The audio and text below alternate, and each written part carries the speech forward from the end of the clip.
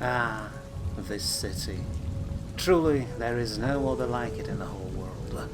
Sure, some may be bigger, wealthier, prettier, but this one is one of a kind, and most importantly, it's mine.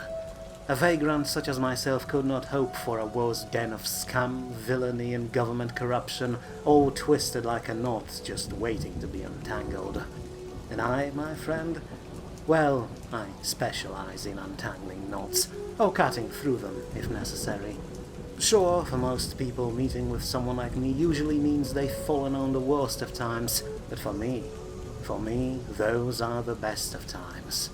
Jobs aplenty in F-037, and not just because deadlanders and the feds are always at each other's throats. Word of mouth is Emperor himself took notice of this place, and where His Majesty looks, big money is sure to follow. And where big money is, you guessed it, there are crooks, ones of the highest caliber. If my contacts are correct, then even Lord Admiral has his paws in this place, which means big corruption and big scandal just waits to be uncovered. Mr. DeWitt! Mr. DeWitt, open this door and bring us the girl! How many times do I have to say it? DeWitt's office is 2 floors above! Learn to read for Emperor's sake and go bother him! I swear, some people. Anyway, where was I? Ah yes, Lord Admiral. His presence means I'll probably have to rub elbows with High and Mighty, but oh well, what can you do? Justice waits for no one after all, just like it wasn't waiting for me that day. For as I was just about to clock off for the day, when a situation like straight from a dream happened. In my head, she gently knocked on the door, her soft voice promising both adventure and amazing rewards at the end of it. I told her to come in, gently pushing almost empty glass of whiskey out of view, and marveled as she entered, her breathtaking form causing smoke from my cigar to twist and turn, her supple curves covered in dark crimson dress that was classy and yet revealing enough to promise untold pleasures to the viewer. But as I said, all that was just in my head. In truth, she barged into my office like a battering ram, her voice hoarse and raspy, and her featureless grey suit covered not silky thighs and heart-melting breasts, but a mass of muscle and, as far as I could tell, at least several knives. I have to say, the scars on her face made her look rather dashing, a fact that surprised even me, but at the time I wasn't thinking about it, for her arrival caused other concerns. Oi, lady, what the hell? I had these doors replaced just a few months ago and you just kicked them out of the hinges. You think I'm sleeping on money? No time, detective. City Hall has a job for you and you start right away. We'll pay you enough so we can change these doors 1,000 times over. She rushed towards my desk and grabbed me by the shoulder, spilling my whiskey everywhere in the process. I met some Deadlander ladies before, but that one was even more straightforward and rough than the rest of them. Oi, missy, hold your horses, would ya? I tried to reason with her, but in her one remaining eye I saw urgency I've never seen amongst these bureaucratic types. Something clearly was wrong, but still I couldn't allow this lady to just manhandle me like a piece of meat. Or at least not right away. At least tell me what's going on. Let me tell you that rushing into action never pays off. Whatever happened, it's better to approach it with cool head, and we can't do it if you drag me out of my office without even letting me put on my shoes. She looked down and took one look at my office slippers, her expression difficult to decipher, and let go of my arm. I retreated behind my desk to prepare myself, and to get back in control of the conversation, but what she told me quickly made me realize this would not be a regular job. The mayor's missing. He was supposed to go to a party with several visiting officials, but he never showed up. His driver was waiting for him next to his home, but he never even got to the car.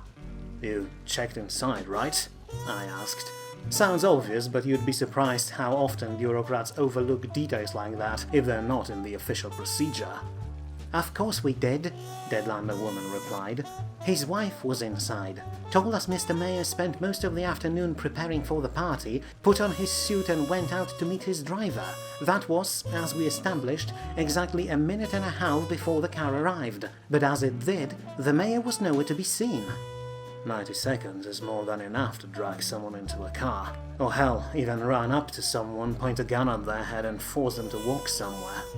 Maybe, but remember we're talking about a veteran of several wars, detective, including the big one 30 years ago.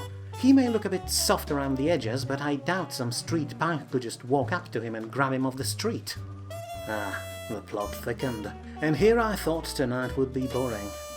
Then it means it was unorganized action. Someone clearly planned it and most probably had access to Mayer's daily schedule.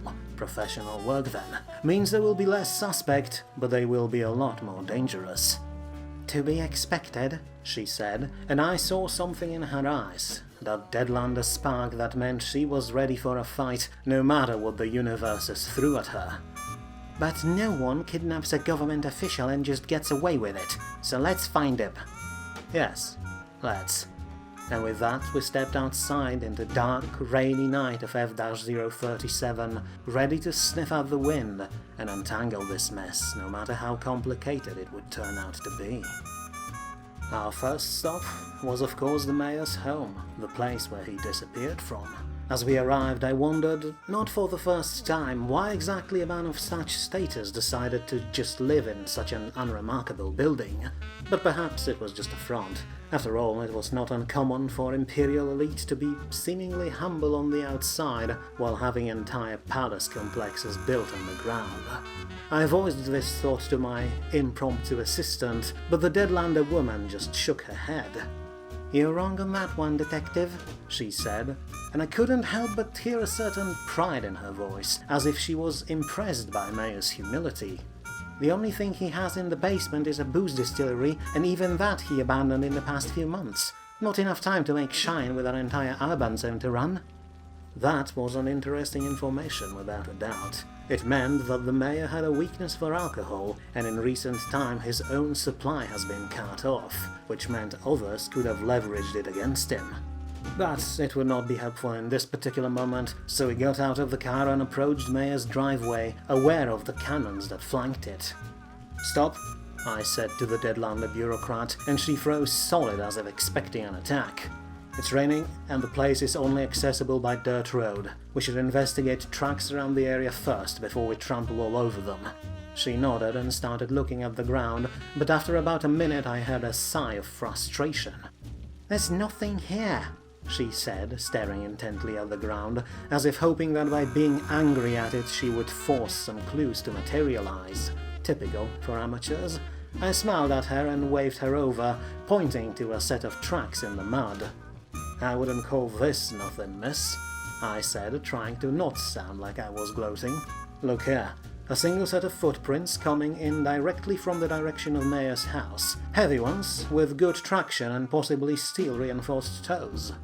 "How do you—" "Never mind, that does sound something like the mayor wears. Comrade 1 convinced him to wear his official suit most of the time, but he would not leave his military shoes behind. Always says that he may need a good boot to kick some sense into someone."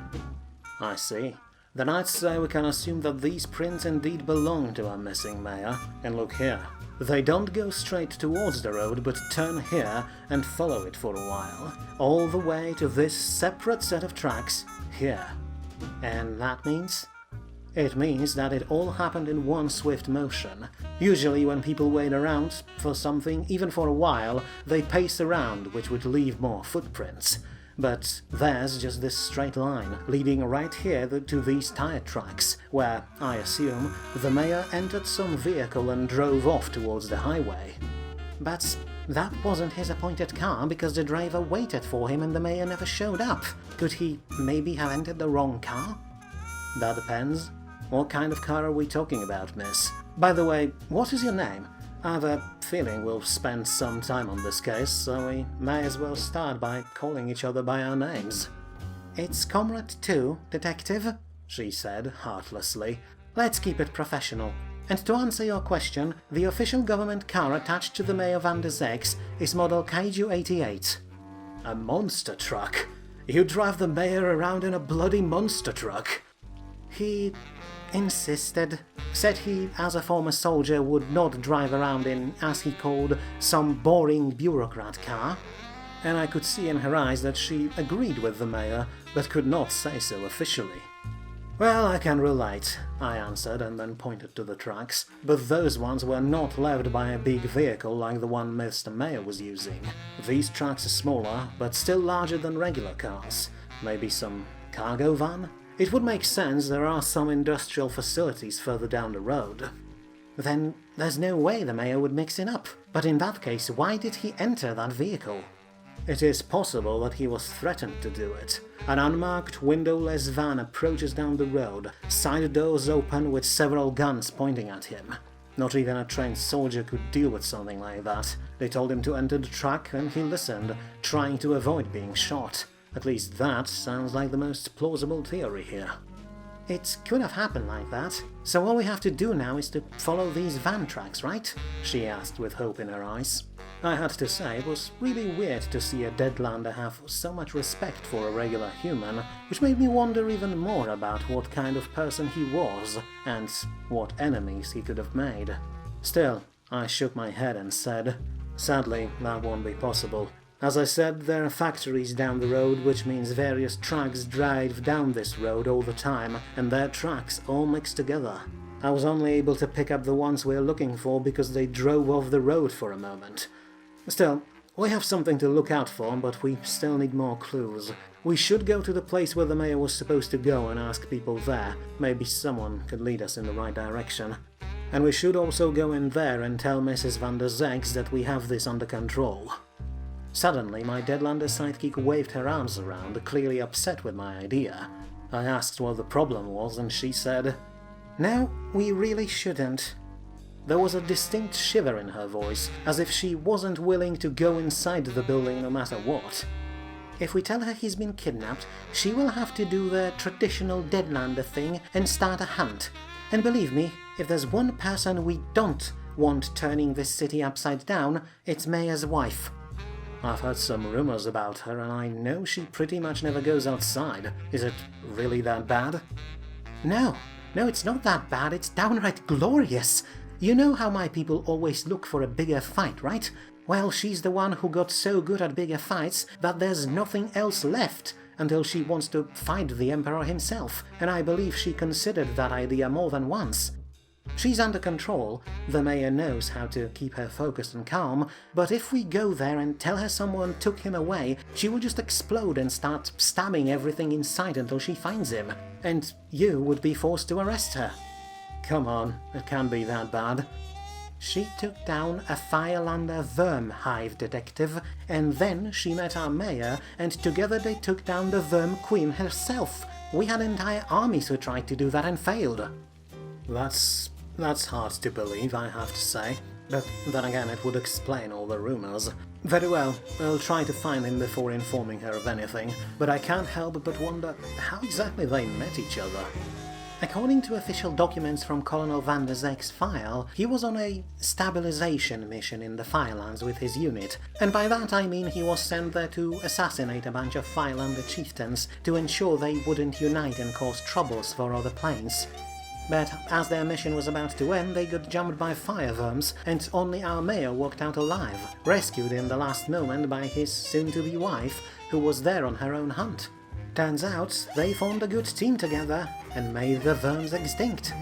A family that slays together stays together, it seems, I said with a chuckle, and watched as she replied with a grin full of fangs. Thank you for satisfying my curiosity, but all that means that our missing person was more than just a competent soldier, and that means that whoever took him away must have brought some serious firepower with them, or perhaps they had some other, equally dangerous tools to use. We should be careful as we proceed. She nodded, and with that we entered the car and followed the dirt road towards the highway. Our next stop, the Leisure District, where Mayor Frederick van der Zex was supposed to meet with the Lord Admiral and several other officials from the capital itself. It was a cold, steady, but thankfully uneventful ride. The rain did not seem to relent for even a second, drowning out noises of the bustling city and washing away all the mess and filth that lived in it. It doesn't matter how well you try to police the streets, some scam and villainy will always seep through the cracks to mess with law and order. But then again, with the way Empire works, a realm where money is everything, could we really blame those who are driven to extreme actions just to retain their right to exist? The mayor and his comrades lived in their metaphorical ivory high towers, and they didn't see what I saw on the streets every day. People who failed to make ends meet, having their very existence taxed away from them piece by piece until nothing but an echo was left, all in the name of some grand plan of His Majesty no one knew about. Hell, the plague of degeneracy virus from a few months ago only made things worse when the dust settled, but of course, even thinking such thoughts was dangerous, so I did my best to look as professional as possible and not mention a single word of my internal monologue to my Deadlander companion as we reached our destination.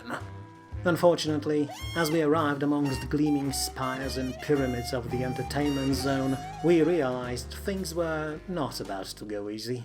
Ever since Imperial sailors started frequenting this area, drunken brawls became commonplace, but the one we witnessed right now was probably the nastiest one in weeks. Almost 100 beings from all over the plains rampaged in the street in front of the building we had to enter, smashing each other with bottles, chairs and anything else they could grab. As soon as we exited the car, a burning bottle of some strong alcohol flew past my head, setting some other unfortunate sod ablaze. The Deadlander lady stared at me and then at the door, and I realized that I had to act fast if we wanted to get in there without attracting too much attention. You know, I was the law, after all. But it was simple. Deep breath, take a look at the battlefield and look for an opening.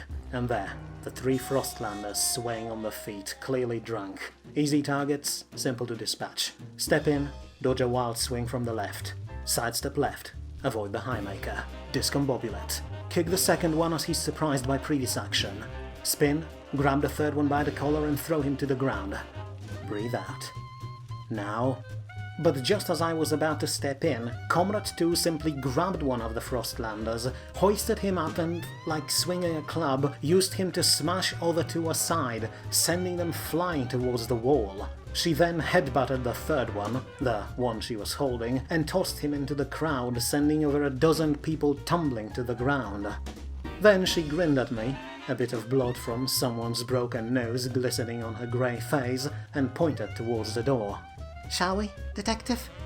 Emperor, damn it, I need to have a Deadlander sidekick, even if I have to bribe everyone in the station for it. She stared at me, confused by my lack of response, so I shook my head and walked in, trying to summon what was left of my professionalism.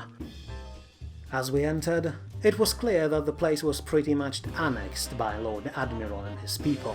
It was just my luck. Of all the highest official in the Empire, the one that decided to take F-037 as his personal residence had to be the most unruly one. But of course, on the other hand, it had to be said that Lord Admiral knew how to party. There were more bottles of rum than I could count in this room, and the sword duel between some drunken sailors swinging from the chandelier could very much become the best-selling circus act all of its own. But no, I had to focus on the job. An important man was missing, and someone here could have some clues about him, so I took a deep breath and plotted a course among drunken bottles straight at the Admiral himself. "Ahoy there," he said with a big drunken smile. "I see the constabulary took interest in our little shore leave, lads and lasses. Be not alarmed, officer, everything you see here is perfectly legal per contract with owner of this fine establishment." I wanted to ask what exactly this contract entailed, but decided to not go there. It was not really a part of the investigation, and it's not like I could actually pin something on Lord Admiral anyway. He was just a sailor on shore leave after all. So instead I got straight to business. "Sir, we are not here about noise complaints. We are looking for the mayor." "Ha! You and me both, Watchman. He was supposed to show up here half an hour ago to discuss business." There was something odd about that statement, but I decided to keep it for later. "Right, sir. So it's true that he was supposed to meet you here. That's good. But we've also been informed that there were supposed to be other government officials from the capital here as well. But the only people I see here are you and your crew." "And the bartenders, and the tavern wenches. But as for the bigwigs, they just stepped out for a moment for a smoke. I'm sure they'll be back sooner or later.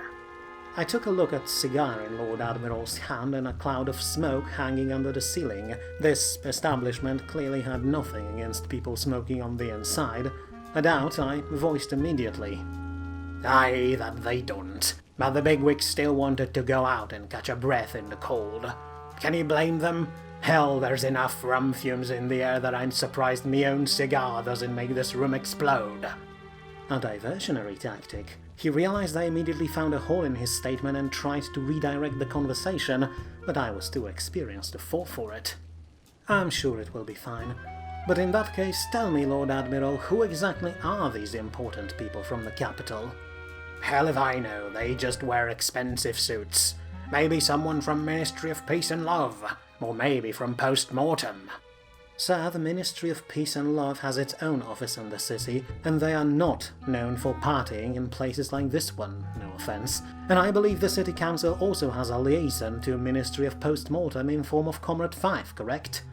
Comrade 2 nodded her head, and the sailor spat on the floor and said, Arr, I be too drunk for this nonsense. Look, there be no bigwigs from the capital. The mayor simply said so to keep his council off his back for a while so he could enjoy a drink in peace. He lied to us? Comrade 2 couldn't believe it. Seemed like her high opinion of the mayor was somewhat shaken by that statement. And what about previous times? He's been meeting here with you for at least 3 months now, every week. Aye, and every time he just used that time to have a drink in peace, in his own words. Not much, worry not. I see. Thank you, sir.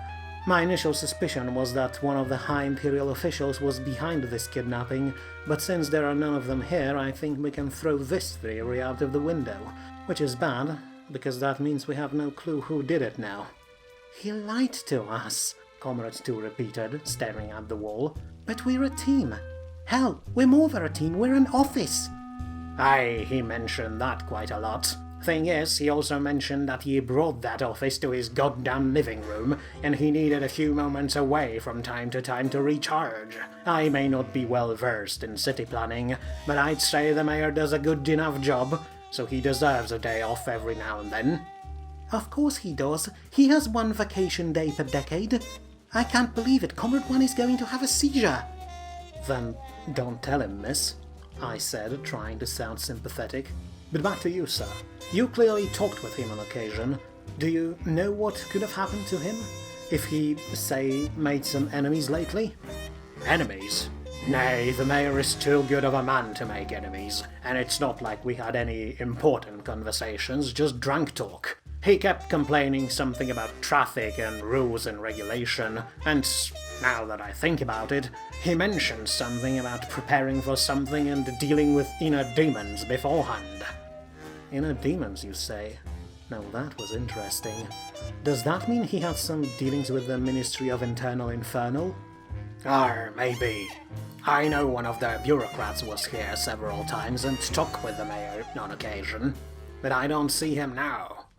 Which may mean that this bureaucrat was just here to try and figure out Mayor's schedule. Do you know what they were talking about? Nay, I don't pry into other people's business. Seemed all hush-hush, though. Very good. I guess that's the best lead we have for now. The Ministry of Internal Infernal, I said, standing up and preparing to leave. Thank you for your help, sir. Also, if you'll find the mayor before us, do call this number. Aye, aye, watchman. And hey, both of ya, especially Big Sword Lady, you ever get the urge to leave landlubber life behind? There's always place in the fleet. A tempting offer, I thought to myself as we left, and my thoughts filled with daydreams of nautical adventures. But they had to wait.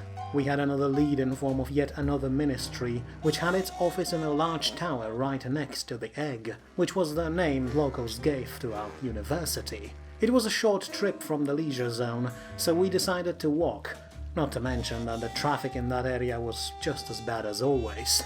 Took us 10 minutes of walking in the rain, but we found the place soon and took the elevator to the top floor, where, as soon as the doors opened, we heard another voice. Welcome to the local office of Ministry of Internal Infernal, a man in an immaculate white suit said in a raspy voice and tipped his hat, revealing his horns just for a fraction of a second.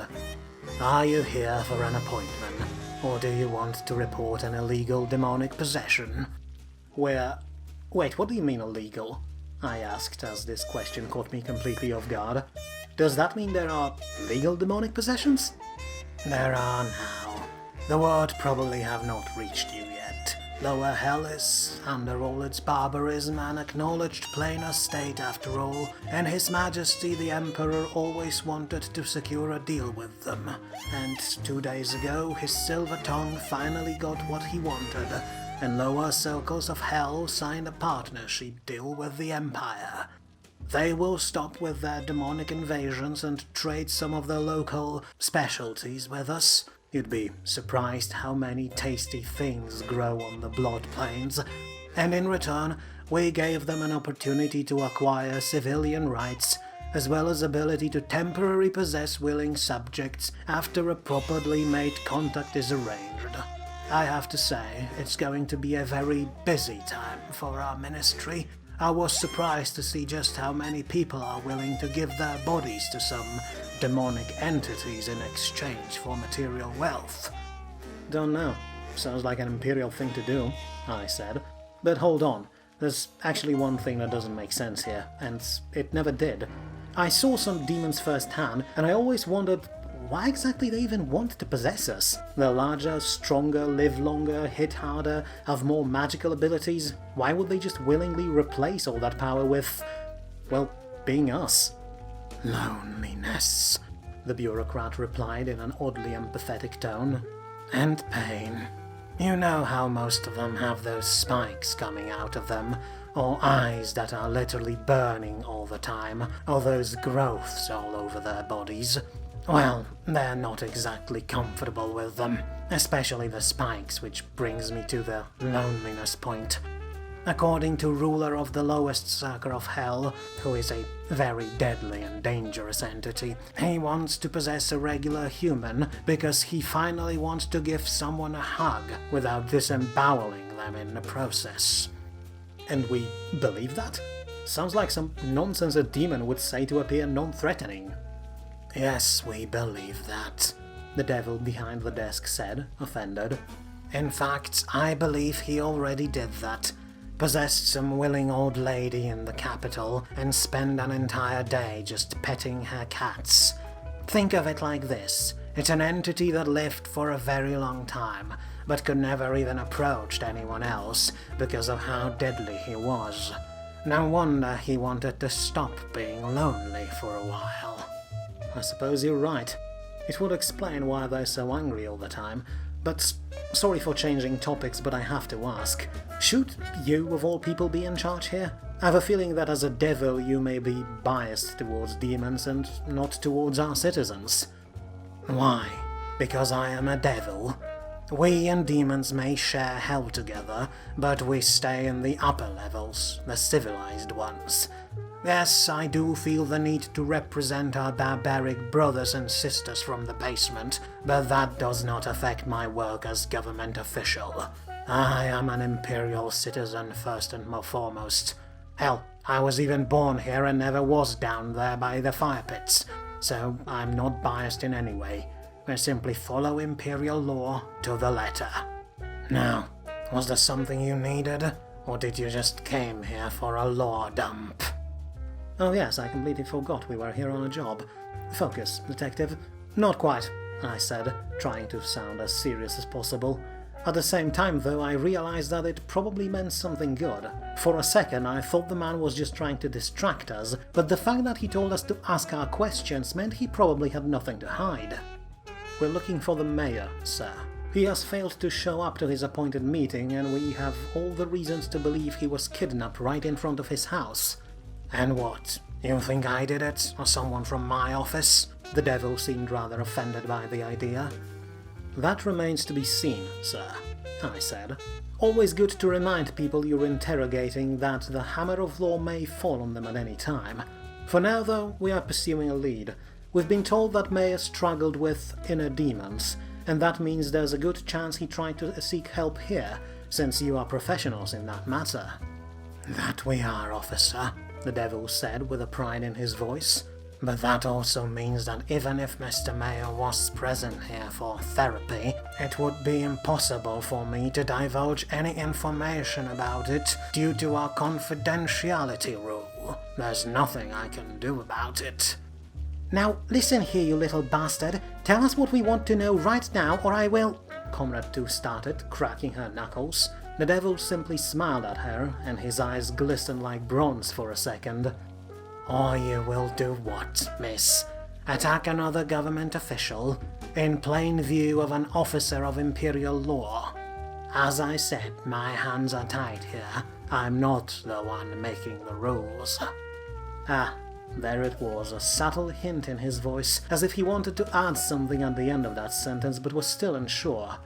All I had to do was say it for him. Unless... He gave me a look and flashed his bronze-tinged eyes again and smiled brightly. "They're all the same. Give them a little push and an avalanche of corruption will break the gates and flood the world. Unless, officer, we work something out. Nothing spectacular, of course. You see, with all the traffic problems, I lost my patience on the way to work a few days ago and crashed into the car in front of me to relieve some stress. Of course, no one was harmed, but people from nearest station showed up and took the cars away. I'd like to have mine back. It's been a nightmare to walk to work, and I can't really afford the shuttles." "That it?" I was surprised by how little this man wanted. "Do you have the numbers somewhere? Let's see." "Done. Come to the station tomorrow, and it will be waiting for you right as rain. We'll even refuel it for your convenience." "Wait, isn't that corruption?"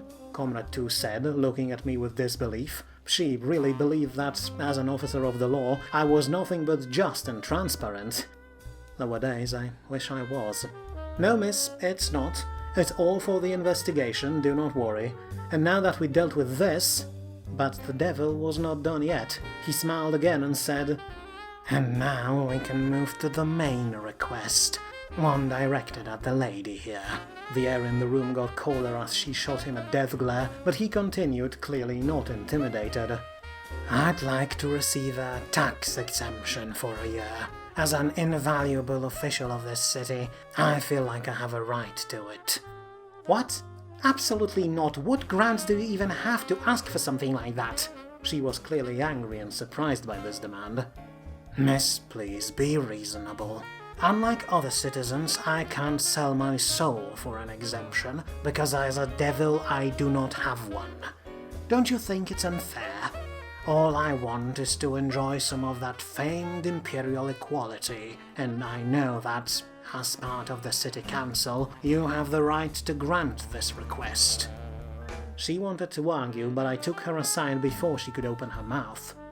"Miss, I know it sounds problematic, but remember that we do it to find the mayor, and it's not like 1 year of tax exemption will be a problem, so—" But there was no need to say any more. The first argument was enough, as she really wanted to fight her superior.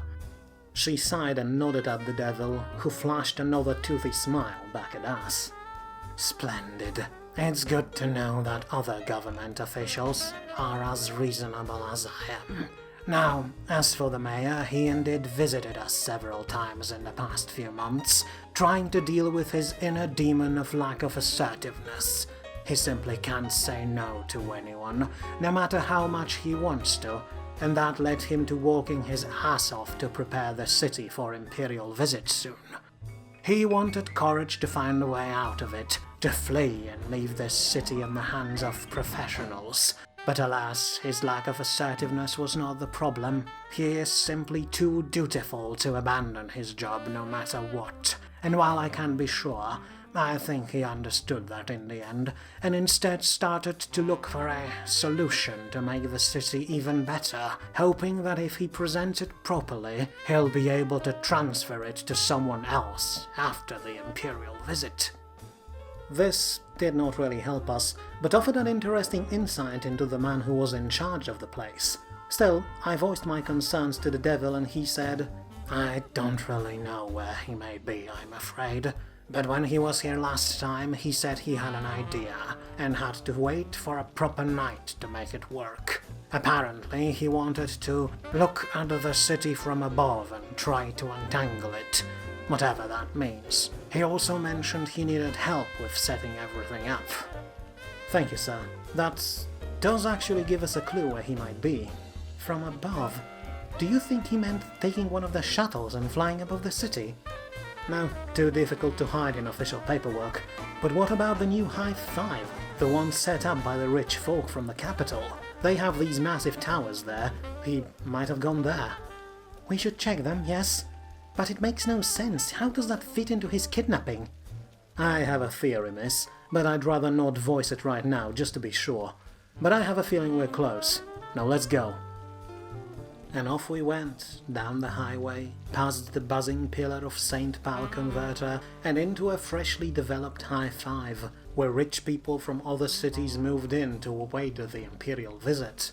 It was a posh and well-maintained place, far better designed than ever-expanding Hive 1, which at this point looked like an uncoordinated pile of building blocks scattered around randomly. Hive 5, on the other hand, was built on a proper neat grid, and in the middle of it stood 4 mighty corporate towers, but the one of them especially grabbed our attention, the temple of so-called Cult of Everlasting Light, an odd, relatively new religious sect that recently got quite a lot of followers in the Empire. Someone should probably keep an eye on them, but nah, they paid their taxes and donated a significant amount of money to our city's coffers, so I'm sure they were fine. It wasn't difficult to enter the tower as well. All I had to do was flash my badge at the priest at the door, and we were in. And now, I thought it was finally my moment. We were in an elevator, just the two of us, me and this devilishly handsome Deadlander lady. I've seen firsthand what she could do, and I thought to myself, why not? Every good detective needs a partner, and she was a perfect one. A looker and a doer. So, as we rode up there, I leaned on the wall and said, "Miss, I'd say we're about to crack this case very soon, and the night is still young. So, once we're done here, how about you join me for a walk? I feel like we got close during this investigation." She looked me in the eye, and for a moment my heart stopped as a small smile appeared on her face, surprisingly delicate for someone built so well as her. But then, just as I was thinking of a nice way to redirect that walk back into my apartment, she said, "Tempting, detective. But if we'll solve this case, wouldn't you have to fill in all the necessary paperwork?" "Well, of course," I replied, thrown off balance by this remark. "But I'm sure it can wait until morning." "Detective, proper documentation of procedures of the City Watch is not a laughing matter, and it can't wait. In fact, I will have to fill my own set of documents as well, as soon as we're done here." God damn it! I knew bureaucrats had only one thing in their heads, but this... Damn it, and I even splashed myself with the best cologne today. "Besides, detective, you may not be aware," she continued, her smile suddenly turning predatory, "I am in charge of city security on the council, so I can't just leave my post for personal fun." I'm pretty sure I managed to keep my composure there, but damn, that one was a kick right in the balls. I just made a pass at my technical superior and overseer of entire City Watch. If the captain heard about it, I would never hear the end of it. Fortunately, the elevator gave me a chance to literally walk away from my mistake as we reached the rooftop and the doors opened, letting in a gust of wind. We stepped outside and... damn, even if I was going to spend the rest of the night alone, then the view itself was worth it.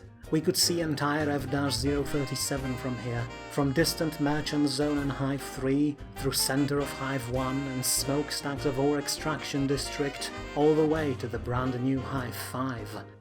And for a moment I could even forget how terrible this place was up close. On the street level it was a nightmare, but from here the city skyline really was something to behold. Comrade 2 must have thought so as well, cause for the first time today I saw her relax and her hand even moved away from the hilt of her blade for a while. We just stood there, two wayward souls above an ocean of shimmering lights, but then the wind brought in a voice from somewhere close, just behind the corner, on the very same rooftop. Look, Fred, I understand what you want to do, but I can't help you with it. I can't just take your soul to the office and say it's of perfect quality when, sorry to say, it clearly isn't. Comrade 2 tensed once again and moved towards the voice, but I catched her and signaled her to stop. Patience, I whispered. Nothing bad is happening right now. Let's just listen in while we have the chance. And I understand you need more time, but I just can't give you more of it. And not because I don't want to, but because that's not how this place works. You live in this universe, Fred, and you have to follow its rules. I can't just randomly pluck you from the timeline and extend the next 2 weeks into 20 years. Everything would collapse.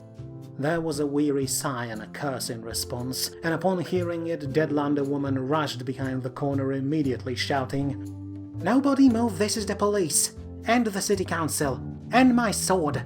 Mayor, we come to help." That's what I get for expecting patience from a grey face. Still, nothing else to do but walk out there and say hello to the other 2 people on the roof, who I immediately recognized as one of the teachers from the local elementary school, and, of course, Mayor Frederick van der Zex himself, in the flesh and unharmed. He gave us both a long, confused look and said, "Help me. With what?" "What do you mean, with what? You were kidnapped! Your driver called us. You were supposed to show up to the meeting with Lord Admiral, but you never did. The office was worried about you." The mayor was clearly surprised by this statement. He started fumbling with something in his pocket and pulled out a portable communicator. "I wasn't kidnapped, too.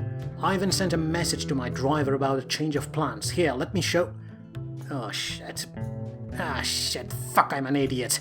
I forgot to press send message. And there it was. He showed us his communicator, with the message still saved as walk copy. I suspected he wasn't kidnapped for a while, but this... Yeah, the mayor clearly was a man from a previous generation. Someone should really teach him how to use those new devices. What? Comrade 2 was clearly completely taken aback by just how stupidly plain this explanation was. "So we went on a run around across the city and left our duties for several hours just because you..." Of course, sir, I understand. I will call Comrade 1 to organize some tech training for you. But still, what are you even doing here? It's the other side of the city. "I'm thinking here too," he said, gesturing to the amazing view around us. "And I plan here. Makes it easier to focus when I can't see the entire city at once. And I met here today with Mr. Teratis to discuss a plan to better prepare the city for Imperial visit, but unfortunately he turned out to be uncooperative." "Hey, I told you, what you asked of me is simply impossible here." Yes, of course. I interceded, clearly an outside party in this conversation. As for me, I'm just happy we managed to find you, sir, and conclude our investigation. Just one more question, though. Mr. Teratis, do you happen to drive around in a van? Aye, that I do. Don't tell me I got another parking ticket. No, of course not. But I assume you picked up Mr. Mayor with this van today, right? Right from his residence.